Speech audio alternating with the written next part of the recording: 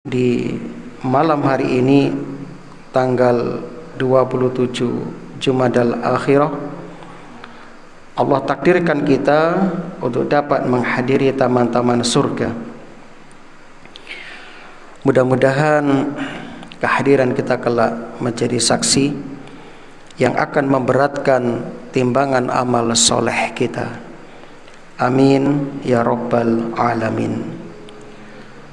Tak lupa pula kita berdoa mudah-mudahan ilmu yang kita pelajari bermanfaat, dan semoga kita semuanya diwafatkan dalam keadaan husnul khatimah, diberi kesempatan berjumpa kembali dengan bulan Ramadan yang sebentar lagi hadir di tengah-tengah kita.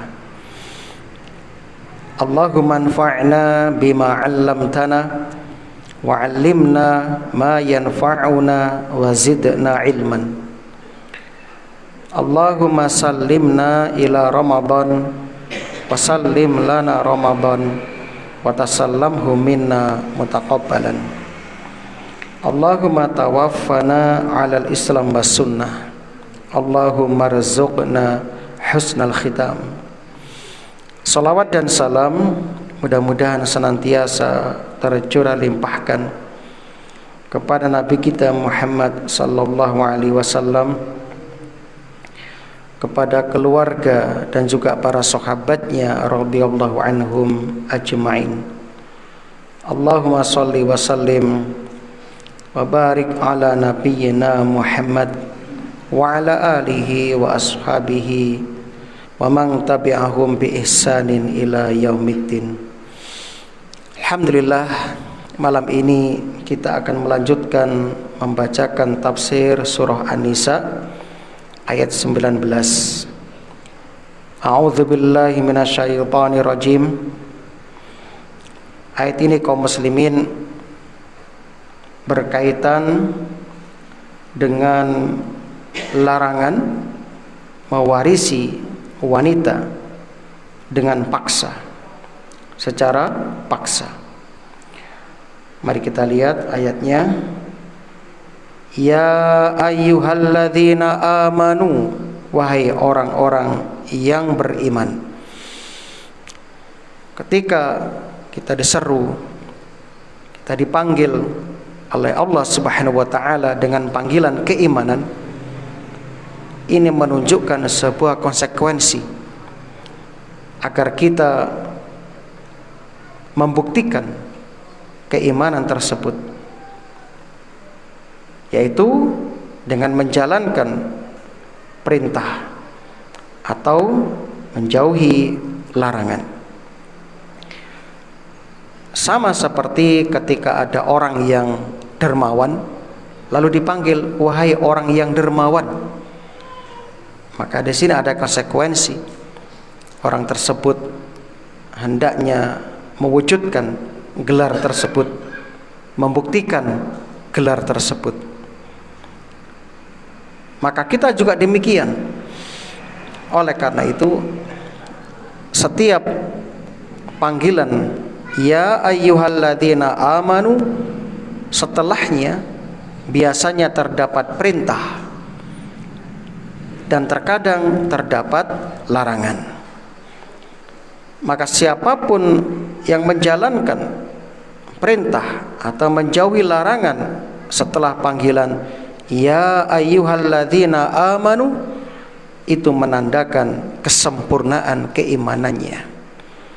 Sebaliknya, yang tidak peduli, tidak menggubris, tidak mereken dengan apa yang Allah perintah dan Allah larang, ini menandakan berkurangnya keimanan atau bahkan tercabutnya keimanan tersebut. Maka fokuskan pendengaran kita, siapkan hati kita. La yahillu lakum, ternyata di sini ada larangan. Tidak halal bagi kamu ang tarisun nisaa karha, mewarisi wanita dengan jalan paksaan. wala ta'dhuluhunna, dan janganlah kamu menyusahkan mereka, litadhhabu bi ba'di ma ataitumuhunna, karena hendak mengambil kembali sebagian dari apa yang telah kamu berikan kepadanya. Illa, kecuali ayyatina bi fahishatin mubayyinah, kecuali wanita tersebut betul-betul melakukan perbuatan yang keji, perbuatan fahisyah yang jelas. Wa ashiruhunna bil ma'ruf, pergaulilah mereka para wanita dengan cara yang patut, dengan cara yang ma'ruf. Fa in karihtumuhunna, maka jika kalian membenci mereka, fa asa an takrahu syai'an, boleh jadi kalian membenci sesuatu, wa yaj'alallahu fihi khairan katsira, padahal Allah menjadikan padanya kebaikan yang banyak, kebaikan yang banyak. Naam. Jamaah rahimani wa rahimakumullah. Imam Al-Bukhari, Imam Abu Dawud, Imam An-Nasai rahimahumullah meriwayatkan dari jalur sahabat Ibnu Abbas radhiyallahu anhu. Ibnu Abbas berkata, kanu idza mata rajulu kana awliya'uhu ahaqqa bimra'atihi. Dulu di zaman jahiliyah sebelum Islam datang, jika ada seorang laki-laki meninggal dunia, kana awliya'uhu ahaqqa bimra'atihi, maka para wali laki-laki tersebut lebih berhak terhadap istri laki-laki tersebut. Insya'a ba'duhum tazawwajaha, jika ada sebagian dari mereka yang ingin menikahinya, maka ia akan menikahinya.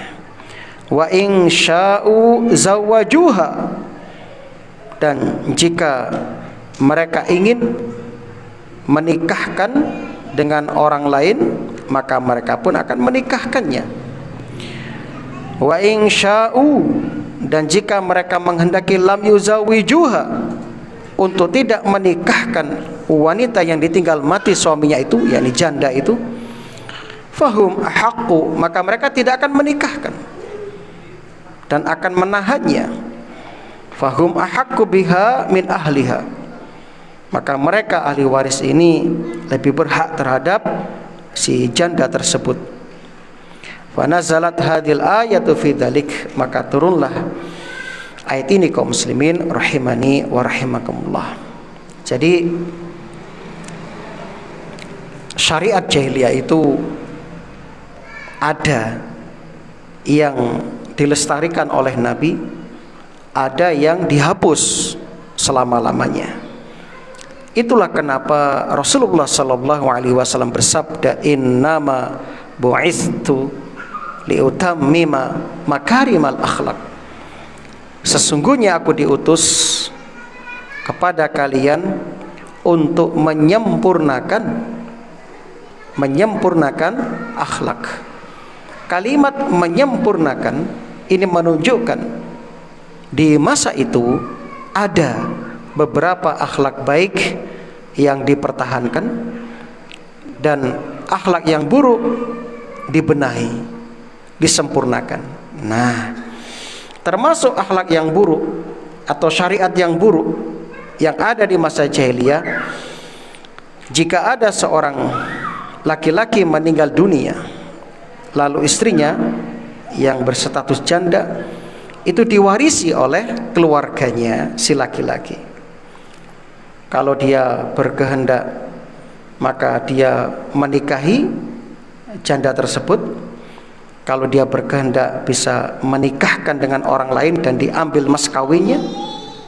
Atau kalau dia berkehendak, ya, dia akan menahan ya, sampai si wanita meninggal dunia, lalu diambil harta warisannya.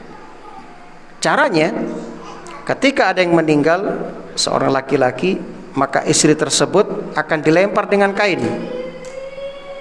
Maka ketika yang melempar itu ya, telah melakukan hal ini, maka dialah yang berhak terhadap si janda tersebut sampai dia meninggal dunia. Nah, ini diantara syiar jahiliyah, dan Islam datang menghapus ini. Itu kaum muslimin yang berbahagia. Berikutnya di dalam ayat ini Allah Subhanahu wa taala melarang mewarisi wanita secara paksa. Ya. Dan ini kezaliman jamaah. Ini sebuah kezaliman. Sebab wanita bukan harta warisan, melainkan dia seorang manusia yang memiliki kehormatan dan memiliki hak-hak yang harus dilindungi ya, dan dijaga. Itu kaum muslimin yang berbahagia. Berikutnya, wala ta'dhuluhunna, dan janganlah kalian menghalang-halangi para istri kalian untuk menikah dengan orang lain ya, dengan cara tetap tidak menceraikan mereka, padahal kalian sudah nggak suka sama mereka, kalian sudah nggak minat lagi sama mereka, sehingga mereka terkatung-katung menikah tapi nggak digubris, nggak direken, dicuekin, tapi nggak diceraikan, sehingga mereka tidak bisa berbuat apa-apa. Dan mereka melakukan ini karena ingin menyakiti si wanita tersebut, ingin menimbulkan bahaya bagi si wanita tersebut. Nah, ini dilarang dalam Islam, dilarang dalam Islam ya.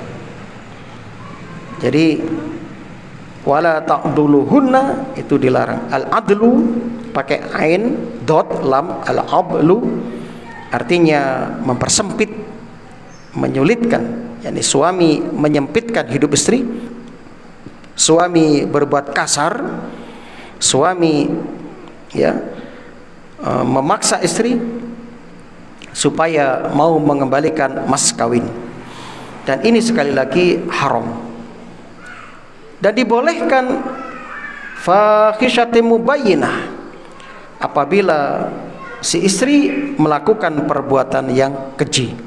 Fahisyah, sering kita sampaikan, kalau Quran menyebutkan kata fahisyah itu mengarah kepada perzinahan, mengarah kepada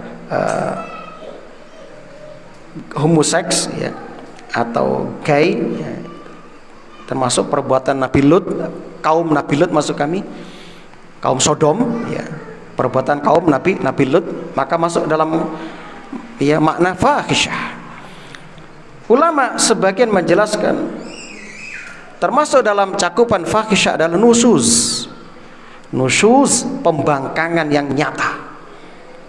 Jadi betul-betul istri itu menentang suami, melawan suami, atau dia melakukan akhlak yang rusak ya, yang sudah tidak diterima oleh akal sehat. Itu kaum muslimin yang berbahagia, itu namanya fahisyah. Nah, ini baru Anda boleh ya mengambil mas kawin dalam rangka untuk memberikan ya pelajaran kepada mereka yang disebut dengan istilah nanti dalam Islam ada khulu', ya seorang istri diceraikan karena sudah nggak bisa dinasehati, nggak bisa diajak kembali kepada kebaikan, suami sudah nggak sanggup ya, maka nanti istri dipaksa untuk menyerahkan mas kawin di pengadilan dengan nama khulu'. Sebaliknya, yang diperintahkan Al-Quran adalah wa'ashiruhunna bil ma'ruf, dan pergaulilah mereka dengan cara yang ma'ruf, dengan cara yang baik. Ucapkan kepada mereka ucapan yang lembut, beri nafkah yang baik, yang sabar ya menghadapi para istri, bersikap adil kalau mungkin lebih dari satu istri, dan berakhlak yang mulia. Dan ini standar tolok ukur kebaikan seorang laki-laki adalah mereka yang mampu bersikap baik kepada pasangannya.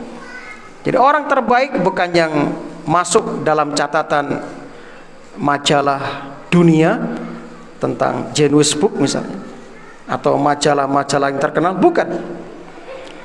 Tapi laki-laki yang terbaik, laki-laki yang sejati, mereka yang betul-betul terbaik kepada istrinya. Nabi bersabda, khairukum li ahli wa ana khairukum li ahli.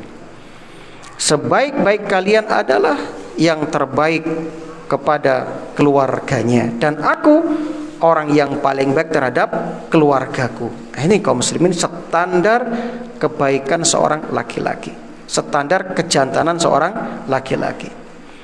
Jadi laki-laki yang hebat bukan yang memukul istri, ya, menyakiti istri, bukan, tapi yang betul-betul menyayangi istri. Contoh Rasulullah sallallahu alaihi wasallam. Walaupun Rasul sudah usia ya, 60-an ya, sebelum meninggal dunia, lihat bagaimana Nabi sangat ya, penyayang dan lembut kepada istri-istrinya. Dulu Nabi dan Aisyah pernah lomba lari, kemudian Nabi kalah. Setelah beberapa tahun Aisyah sudah lupa. Lantas Nabi mengajak lomba lari lagi, dan waktu itu Aisyah mulai gemuk. Akhirnya Aisyah kalah. Lalu kata Rasul, ini balasanku yang dahulu. Nah, dalam artian balasan kebaikan ya. Nah, ini balasan kekalahanku yang dahulu. Apa yang kita ambil dari hadis ini? Yang kita ambil adalah bagaimana mesrahnya Rasul dengan istrinya. Walaupun sudah berjalan beberapa tahun pernikahan, Nabi masih ingat seperti masa awal menikah. Nah, harusnya begitu. Yang saya manten-manten kawa ini harusnya begitu. Ya, jadi walaupun sudah sepuh ya, sudah punya cucu ya, punya cicit ya, sudah dibuyut, upayakan semakin mesra, semakin dekat dengan istri. Jangan semakin tua semakin kering hubungannya, garing ya, nggak mesra lagi, jangan. Nah, ini yang harus dipertahankan dalam rumah tangga. Jadi betul-betul dianjurkan dalam Islam, wa'ashiruhunna bil ma'ruf. Ini perintah, bentuknya fi'il amr, dan kaidah fikih mengatakan al aslu fil amri lil wujub. Hukum asal setiap perintah menunjukkan wajib, berarti wajib bergaul yang baik dengan istri. Silahkan Anda bermanja-manja dengan istri, gak masalah ya. Sebelum tidur Anda ngobrol ya, itu berpahala. Anda ngobrol untuk mempererat hubungan dengan istri ya. Wah, mungkin mengenang masa lalu ketika masih perawan ya, waktu masih sekolah dulu misalnya. Cerita-cerita itu Masya Allah itu bisa mempererat ya, sambil mungkin membicarakan anak cucu ya. Nah, ini sunnahnya ya, sebelum tidur suami istri dianjurkan ngobrol dulu. Nabi begitu kebiasaannya. Dan Nabi punya kebiasaan, misalnya dari 9 istri Nabi itu, Nabi bermalam di rumah Maimunah misalnya, maka di malam itu semuanya dipanggil, jadi satu di rumah itu makan bersama. Setelah selesai makan, ngobrol-ngobrol, yang lain suruh pulang, Nabi tidur situ dengan jatah istrinya. Nah, begitu setiap malam, sehingga erat hubungannya. Ini dianjurkan dalam Islam. Ini kaum muslimin rahimani wa rahimakumullah. Alhamdulillah. Jadi Allah Subhanahu wa taala ya, mewajibkan kepada kita supaya mempergauli para istri dengan cara yang yang ma'ruf, dengan cara yang baik. Berikutnya ada hikmah yang dijelaskan oleh Imam At-Tabari dalam tafsirnya. Ketika rasa tidak suka sudah masuk ke dalam rumah tangga, istri tiba-tiba mulai tidak tertarik lagi sama suami misalnya, atau suami mulai berkurang rasa sukanya kepada istri misalnya, bisa jadi toh, namanya juga manusia ya. Maka fa in karihtumuhunna, ini dia. Maka jika kalian membenci para istri itu, ingat, fa'asa an takrahu syai'an, bisa jadi kalian membenci sesuatu, wa yaj'alallahu fihi khairan katsira, dan Allah menjadikan pada sesuatu yang kalian benci itu banyak kebaikan. Dan betul ini ya. Rumah tangga itu sebagaimana yang sering disampaikan oleh para kiai, para ulama, adalah ibadah yang paling lama di rumah tangga. Ibadah yang paling lama adalah rumah tangga. Karena ibadahnya lama, maka otomatis pahalanya juga banyak, kan begitu. Pahalanya banyak. Dan jangan lupa pula, rumah tangga juga madrasah, sekolah yang paling lama. Karena sekolahnya lama, mesti ujiannya juga lama, kan begitu. Makanya dalam rumah tangga mesti ada ujian-ujian. Nah, itu jamaah yang berbahagia. Maka harus sabar. Harus sabar. Apa kata Allah? Fa in karihtumuhunna, maka jika kalian membenci mereka, apakah Allah mengatakan ceraikan mereka, talak mereka, kembalikan mereka? Tidak. Allah enggak mengatakan demikian, tapi Allah mengatakan wa yaj'alallahu fihi khairan katsira. Allah jadikan banyak kebaikan di dalamnya. Bagaimana tidak? Misalnya kita menghadapi sikap pasangan kita dengan sabar. Sabar sudah tidak diragukan lagi tentang keutamaannya.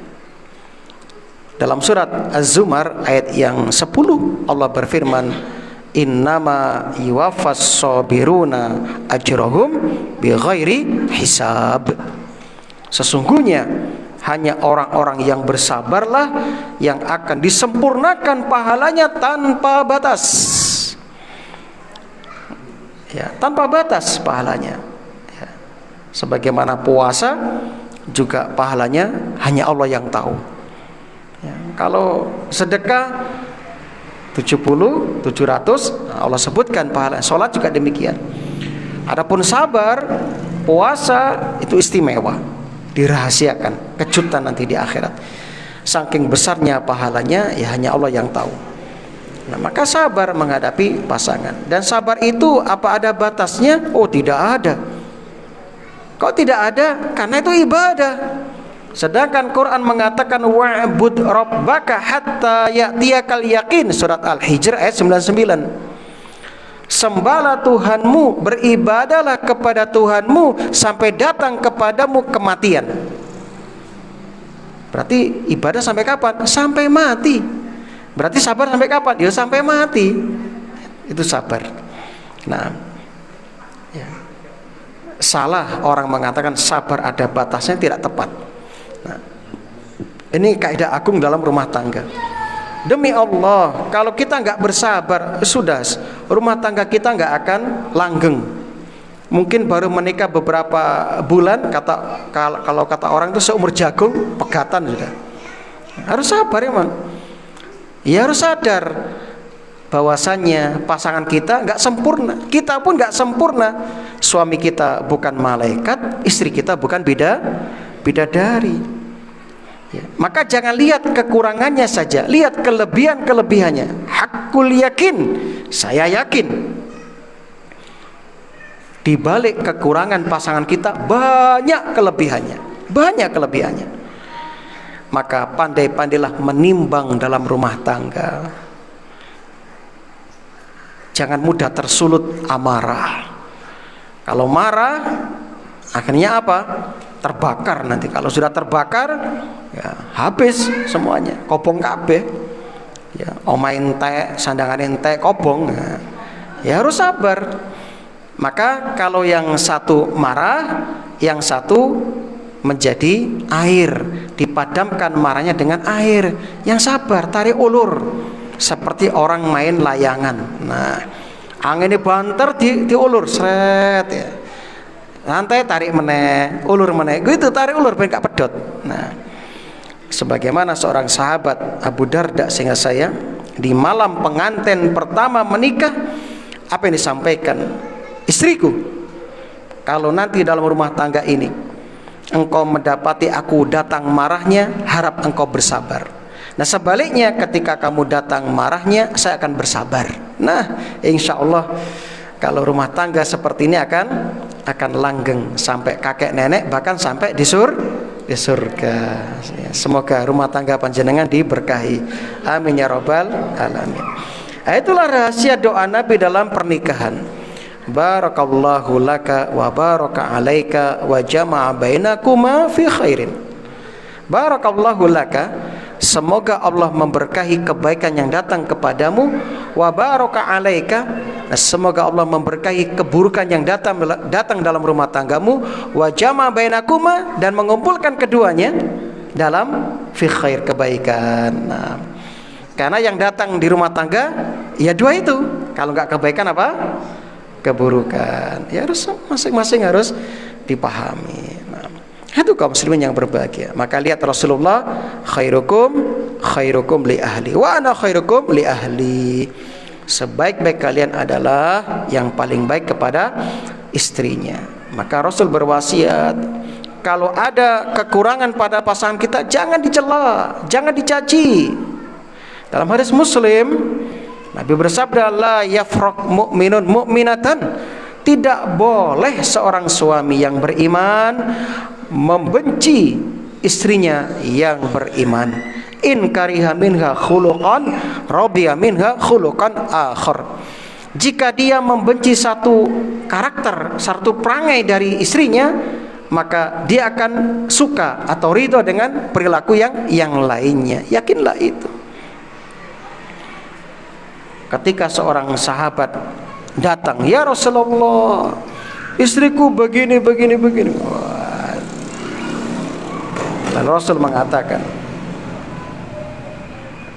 manusia itu seperti 100 ekor onta. Hampir tidak ada yang sempurna untuk ditunggangi. Ada yang tinggi, ada yang pendek ontanya, ada yang gemuk, ada yang kurus, ada yang semacam-macam. Itulah manusia. Memang Allah jadikan seperti itu kaum muslimin. Allah jadikan kesempurnaan hanya di mana? Di akhirat, di surga kelak. Maka yang sabar ya. Kadang istri kita cantik, rajin dan pandai berdandan, tapi masakannya cea, kata orang Madura apa? Anyep masakannya. Oh, cea gitu berarti. Anyep. Cia. Kadang istri kita hitam manis, kayak so maca, tapi masakannya sedep, masya Allah. Jadi macam-macam ya. Nah, jadi yang sabar. Masing-masing ada kebaikannya, Hikmah bersabar, walaupun ada rasa tidak suka. Yang pertama pelajaran kata ulama, jangan tergesa-gesa menceraikan istri hanya karena ketidaksukaan. Ditimbang-timbang terus ya, diulak-walik terus, insya Allah Anda akan mendapatkan ya, ternyata kebaikannya lebih daripada kekurangannya. Ya. Bisa jadi mungkin istri kita ya tidak sesuai yang kita harapkan. Dilalah dia melahirkan anak-anak yang soleh, melahirkan anak-anak yang ya imut-imut, membahagiakan, nyenengke, walaupun dia istri yang tidak seperti harapan kita. Yang sabar pokoknya. Ya, terkadang ya kita dengan kesabarannya mendapatkan pahala dari situ mungkin. Ada seorang kiai, kalau sekarang kiai, dulu tuh imam di kota Mekah sana. Ya, di zaman itu kalau buka pengajian yang datang itu ribuan imam besar di masa tabi'ut tabi'in. Ya, dan dia diuji oleh istri yang suka nyelatu. Ya, penggaweane bojone wis penggaweane wis ngelek-ngelek uang wis. Akhirnya murid-muridnya datang kepada sang imam di masjid waktu itu. Imam, kenapa Anda kok bertahan dengan istri yang seperti itu? Kenapa Anda ceraikan saja? Kami siap carikan yang lebih baik darinya. Kami siap mencarikan ya Imam. Imam tersebut tersenyum. Alhamdulillah, Allah menguji aku dengan istri yang super cerewet tadi, ya, suka mengadu domba dan sebagainya. Ya, Allah ingin aku mendapatkan pahala darinya. Nah, mendapatkan apa? Pahala darinya dengan kesabaranku menghadapi istriku yang cerewet tersebut. Masya Allah. Jadi kita harus sabar ya. Nah, kemudian kaum muslimin, setelah kita membaca ayat ini, apa pelajaran yang kita petik dari ayat yang ke-19 ini? Pelajaran yang pertama, Islam itu memuliakan perempuan dan menghapus tradisi kezaliman. Sebagaimana sebelumnya wanita tidak mendapatkan warisan, lalu Islam datang, wanita mendapatkan jatah warisan. Masya Allah ya. Dan masih banyak lagi syarat-syarat Islam yang memuliakan para wanita. Pelajaran yang kedua, mahar itu hak istri. Haram suami mengambil ya, tanpa kerelaan istri, apalagi memaksa dengan cara zalim, nggak boleh. Pelajaran yang ketiga, standar rumah tangga Islam adalah ma'ruf wa ashiruhunna bil ma'ruf. Ingat, ketika dulu kita di hadapan wali si wanita mengatakan qabiltu nikahaha wa tazwijaha, ya, kita sudah mengambil mitsaqan ghalidha, sebuah janji yang kokoh dengan Allah, disaksikan para malaikat, disaksikan oleh sanak kerabat kita dan masyarakat kita. Nah, jadi ingat itu ya. Nah, jangan sampai ya Anda terbawa emosi, digoda setan, digoda iblis, lalu Anda ya, bercerai tanpa alasan yang syar'i, alasan yang dibenarkan. Dan ingat, sabar dalam rumah tangga adalah ibadah.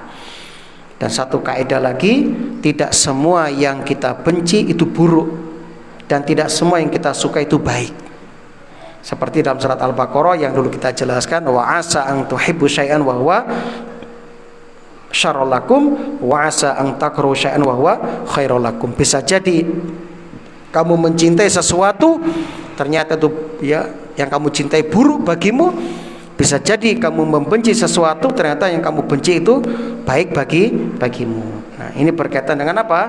Dengan syariat jihad. Nah, dan diperluas lagi. Sehingga ada kaidah fikih di sini yang bisa kita ambil ya, yaitu al-aslu baqa'u ma kana ala ma kana. Hukum asal ya, hukum asal kata para ulama, sesuatu yang telah tetap maka dia tetap menjadi sah. Artinya mahar yang sudah diserahkan sudah tetap, maka selamanya tetap milik istri, nggak bisa berubah. Ayat yang ke-20. Ayat ke-20. A'udzubillahi minasyaitonirrajim. Allah Subhanahu wa taala berfirman,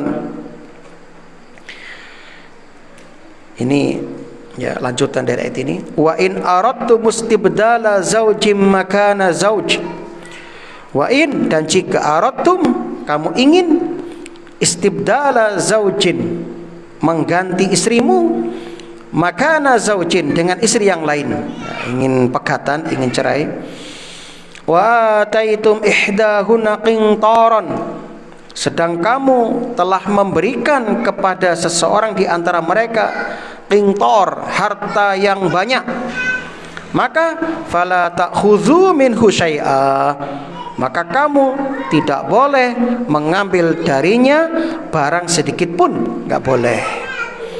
Atakhuzunahu buhtanan wa ismam mubin. Apakah kamu akan mengambilnya, ya, akan mengambilnya kembali dengan buhtan, dengan tuduhan dusta, wa isman, dengan menanggung dosa, mubina, yang nyata. Itu kaum muslimin, ini peringatan dari Allah Subhanahu wa taala. Di ayat ini menegaskan ayat sebelumnya tentang haramnya mengambil kembali mahar yang sudah diberikan kepada istri. Jadi mahar yang sudah diberikan kepada istri nggak boleh diambil, ya, kecuali atas kerelaan istri. Ya, itu gak ada masalah. Ya, istrinya ridho, ya wes gak apa-apa mas. Misalnya tak kei sampean misalnya. Ya. Jadi kalau ada seorang suami yang ingin bercerai dengan istrinya, ingin menikah lagi dengan yang lain, lalu dia ingin menceraikan, maka suami yang sudah memberikan mahar besar itu gak boleh mengambilnya, ya. Apalagi mengambil dengan cara buhtan, ya, dengan cara dusta, dengan cara tuduhan palsu, ya. Maka kalau dia melakukan itu, maka dia telah melakukan ismam mubina, dosa yang nyata. Di sini ada kalimat kingtor. Kingtor itu sebutan untuk harta yang sangat besar nilainya. Bisa berupa emas, perak. Kalau sekarang ya mungkin ya rupiah, atau mungkin emas, atau sawah, atau kendaraan yang mahal-mahal, yang besar, itu kingtor. Ya. Imam At-Tabari mengatakan Allah menyebutkan kingtor, harta yang banyak besar, padahal kenyataan tidak semua pernikahan itu mas kawinnya besar, hartanya besar. Kadang-kadang ada yang mas kawinnya kecil. Nah, kenapa Allah sebutkan kingtor? Apakah bisa dipahami berarti kalau pemberian sedikit boleh dong? Oh tidak, ini tidak punya mafhum mukhalafah, nggak begitu pemahamannya. Kata Imam At-Tabari, Allah menyebut jumlah besar untuk menunjukkan keharaman mengambil mahar, ya, berlaku baik sedikit maupun banyak. Nah, jadi sedikit juga diharamkan, yang besar juga sama. Itu maksudnya, kata Imam At-Tabari. Jadi besarnya mas kawin bukan alasan untuk mengambil kembali mas kawin itu, ya, sehingga syariat menjaga hak wanita tanpa melihat nominalnya. Kaum muslimin rahimani wa rahimakumullah, ya. Ayat ini memberikan pelajaran yang pertama, mahar itu hak mutlak istri, bukan pinjaman, bukan, ya, bukan. Yang kedua, talak tidak membatalkan hak mahar yang telah diberikan. Gak otomatis batal, ya, enggak. Apalagi kita sudah mencampurinya, misalnya sudah hidup beberapa waktu dengannya, lalu kita ceraikan, kan hatinya hancur kan, maka dia butuh mut'ah, butuh pemberian yang menghibur, kan begitu. Insya Allah kalau wanita yang kita ceraikan, ya, dengan cara yang baik-baik, ya, lalu kita kasih mut'ah, hadiah, pemberian, ya senang mereka. Misalnya di sepurane aku mungkin paling akeh salah, kita terpaksa kita cerai, nyok takai, ya, ATM isine saem misalnya, wow seneng gitu, ya, misalnya, oh seneng banget, ya, pira mas saem, alhamdulillah, gak apa-apa masih urip dewian, dengan begitu mungkin, ya. Atau iki tak tinggali sawah petang bau misalnya, masya Allah, nah iya mau repenan. Nah, saya kemarin dapat laporan dari jamaah, dia punya murid cari jodoh, ya. Saya tanya, carinya apa? Pengen jabat ustadzah. Loh, terus dia sendiri ibadah saya bolong-bolong, wabot. Tapi kan Ustaz, dia punya sawah petang bau, ya. Masih petang bau, resikonya berat ini. Nah, saya nggak berani mencarikan jodoh ustadzah untuk laki-laki yang tidak sekufu. Nah, resiko ini. Nah, walaupun dia kaya, kan begitu, ya. Yang bilang bapaknya, Ustadz saya pingin anak saya dapat istri ustadzah katanya. Wah, pakai sawah petang bau Ustaz. Buat rumah tangganya. Wah, tetap gak berani Pak. Mana sampean kayak ngono ya. Nah, paham. Jadi kaum muslimin, ayat ini tadi sudah tak sampaikan ya faedahnya, sudah ya. Nah, di antara faedahnya lagi, menuduh istri dengan dusta demi mendapatkan mas kawin atau harta yang sudah diberikan, dosa besar, nggak boleh ya. Pelajaran berikutnya, Islam menutup semua celah kezaliman dalam rumah tangga, ditutup serapat-rapat. Jangan ada kezaliman di rumah tangga. Jadi kalau orang-orang barat rame-rame bahas KDRT, Islam sudah jauh-jauh hari sudah bahas itu. Islam sudah bahas itu. Nah, jadi Islam itu sempurna. Kenapa? Bersumber dari zat yang maha sempurna.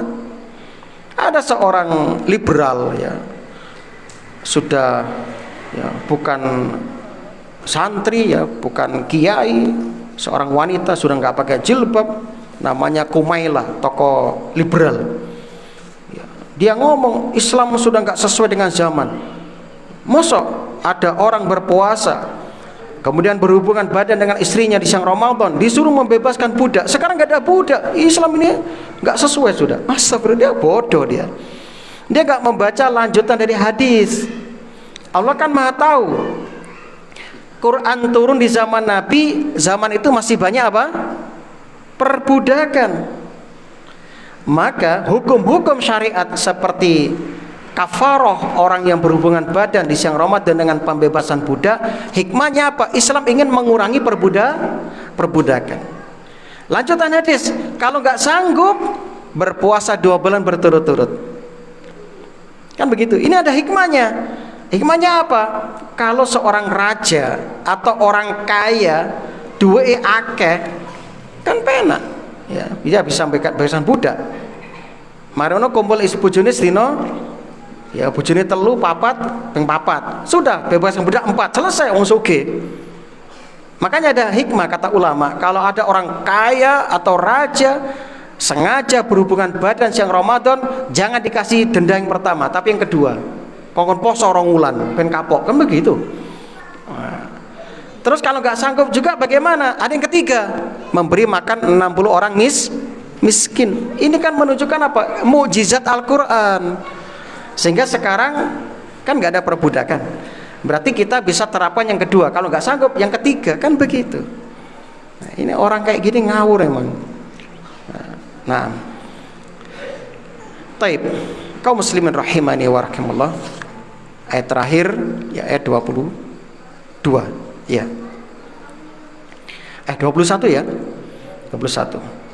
Wa kaifa ta'khudunahu, bagaimana mungkin kalian mengambilnya waqad afdha ba'dukum ila ba'din, padahal sebagian kalian telah bergaul, telah bercampur, telah berhubungan badan dengan sebagian yang lain ya. Wa akhadna minkum mitsaqan ghalidha, dan kamu telah mengambil dengan wanita tersebut mitsaqan ghalidha, perjanjian yang kuat. Mitsaqan ghalidha, perjanjian yang kokoh. Nah, di sini ada pertanyaan, kaifa, bagaimana? Ingat jemaah, pertanyaan itu punya beberapa makna, dan di sini bermakna istifham ingkari, pertanyaan yang berfungsi mengingkari. Namanya apa? Istifham ingkari. Maksudnya apa? Tidak pantas dan tidak halal sama sekali bagi kalian mengambil kembali mahar. Tidak pantas. Jadi Allah di sini menggunakan apa? Alasan moral, alasan kemanusiaan, alasan syar'i. Kata Ibnu Katsir. Kenapa? Qad afdha ba'dukum ila ba'din. Loh, kalian kan sudah berhubungan badan, sudah ada kedekatan fisik dan batin antara kalian berdua. Rahasia kalian sudah diketahui satu dengan yang lain. Mosok saya ya, mengambil mas kawin atau pemberian, gak pantas itu. Jangan, gak boleh itu, kan begitu. Nah, itu kaum muslimin yang berbahagia. Jadi pernikahan bukan akad main-main jamaah. Ojo dulinan, ini serius ini. Jadi kalau ada anak Anda mau nikah, ingatkan betul, ini serius le. Siapkan betul itu. Ya. Ojo penggane rabi, rabi cerai, rabi bukan. Jangan. Jadi nikah tuh harus serius gitu loh. Nah. Saya punya mbah ya, masih mbah kulo. Itu istrinya 13. Tapi kan dia ditanya waktu itu sama mbah saya, sama kok rabi-rabi aja. Pokoknya gak duwe anak anak wedok gak mandek aku rabi. Jadi rabi duwe anak lanang pegat, rabi meneh duwe anak lanang pegat. Sampai akhirnya bojone telulas.